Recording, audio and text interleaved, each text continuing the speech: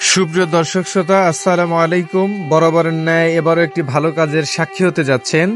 আমরা যে মাটির কাছে যাচ্ছি, তিনি অনেক অসহায়, 6টি সন্তান, তার 5টি মেয়ে, একটি ছেলে, অসহায় জীবনযাপন করতেছেন।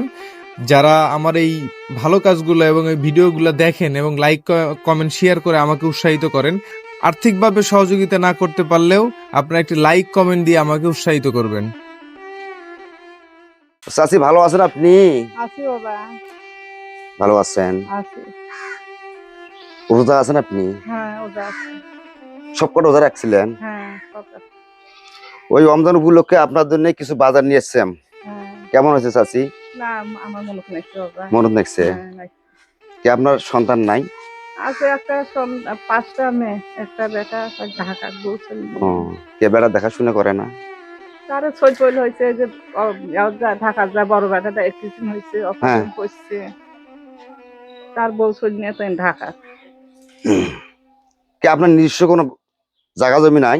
এই যে এটা সরকারি নিয়ে নিজস্ব? সরকার। তাহলে আপনি এটি একাই আছেন? হ্যাঁ, একলাই আছে। বেডি ঘরে সবাই বিয়ে শাদী হয়ে গেছে? বিয়ে হয়েছে। চাচি তাহলে আপনি খুশি? হ্যাঁ, খুশি বাবা, খুশি। দর্শক বিন্দু, আমি চাই যে এইরকম অসহায় মানুষের পাশে থাকি। ঘটনা এই সমস্ত লোকগুলো পারে না একবেলা ভালো খানা খাইতে, পারে না একদিন ভালো ওষুধ খেতে, কিন্তু 5টা মেয়ে 5টা তার বিয়ে শাদী হয়ে গেছে, একটা ছেলে বাইরে খাটে, যে এখন তারে বা বউ বাচ্চা পালে না মায়েকে বা পালে, যেটা দেয় সেটা দিয়ে চাষির হয় না। করুণ অবস্থা রমজান মাস।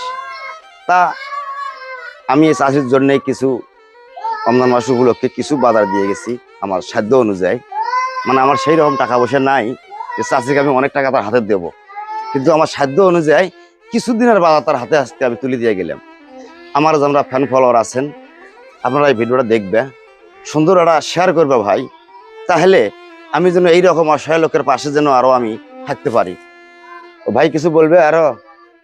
আমার বাড়ির সাইডে বাড়ি। হ্যাঁ, উনি দীর্ঘদিন থেকে অসুস্থ এবং ওনার মোটামুটি একটা পরে ওনার ভাইয়ের সঙ্গে আমি যোগাযোগ করিয়ে বলি, ভাই এই সরকার আমার বাড়িতে একটা অসহায় একটা লোক, দরিদ্র, ওনার জন্য কিছু আর্থিক সহযোগিতা অথবা চিকিৎসা বাবদে কিছু দিলে লোকটা উপকার হইতো।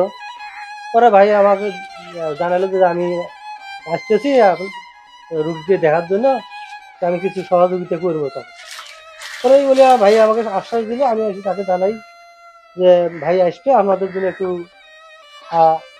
সহযোগিতা নিয়ে।